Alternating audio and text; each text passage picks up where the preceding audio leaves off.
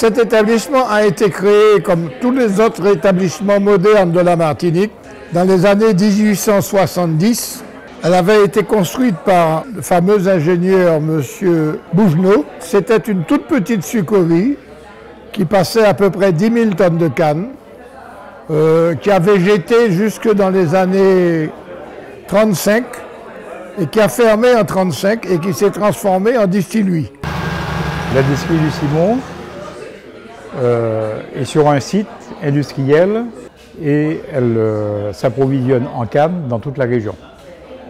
En 1996, la distillerie de rhum agricole est devenue fabricante de rhum AOC, l'appellation d'origine contrôlée, et pratiquement toutes nos fabrications sont à partir de rhum AOC, qui implique une discipline dans l'agriculture, dans le process de fabrication, dans le process de distillation. Nous avons eu l'année dernière 8 médailles sur les rhums que nous avons fabriqués, tant en blanc qu'en vieux. Donc nous essayons de travailler le mieux possible avec des cannes qui sont coupées le matin et passées dans la journée. Volume de production, 3,5 millions de litres de rhum par an, soit 20% de la production de la Martinique. Avec une vingtaine de salariés, 35 000 tonnes de canne. Les planteurs se sont arrangés pour avoir une canne qui résiste aux rongeurs, qui reste, on va dire, à la verticale, même si le sol est imbibé d'eau, ou bien si, bon, je ne vais pas dire un cyclone, mais s'il y a une petite bourrasque ou un vent assez puissant qui passe. Donc ils ont sélectionné quelques variétés, et bien sûr, ils ont essayé d'associer à cela la variété la plus sucrée, aussi bien en quantité de sucre et aussi bien en jus, puisque c'est comme ça qu'ils sont plus rentables. Voilà, la canne n'a pas beaucoup de sucre. Il y a très peu de jus qui coule, mais on fait avec. Ça c'est du jus Voilà, pur. ça c'est du jus pur. Voilà le jus qui commence à couler de façon pure. La fermentation, donc c'est la fermentation que vous voyez là.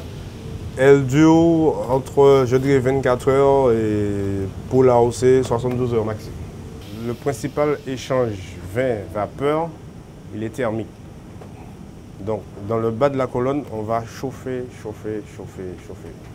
Et puis, c'est uniquement en haut qu'on va commencer à concentrer. Donc, quel que soit le type de colonne, on a une petite différence, mais pas trop. Les processus de distillation, bon, ce sont des processus qui sont assez classiques. La particularité de la Martinique, c'est d'avoir des colonnes à distiller assez anciennes et que nous faisons fonctionner à l'ancienne. Donc nous avons des colonnes à distiller qui ont plus de 200 ans. Donc on essaie de les faire fonctionner avec des moyens modernes, mais de façon ancienne, si je puis dire. Une des richesses de cette entreprise, ce sont les gens qui y travaillent.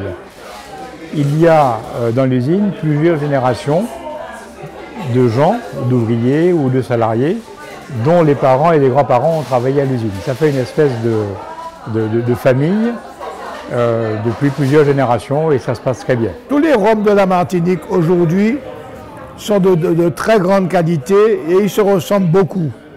Nous sommes obligés de suivre un cahier des charges de l'AOC qui, s'il a contribué à améliorer les rhums, a contribué également à les homogénéiser, à en faire des rhums, allons dire, qui sont de la même famille, si vous voulez. Par conséquent, il n'y a pas de très grande différence entre les distilleries.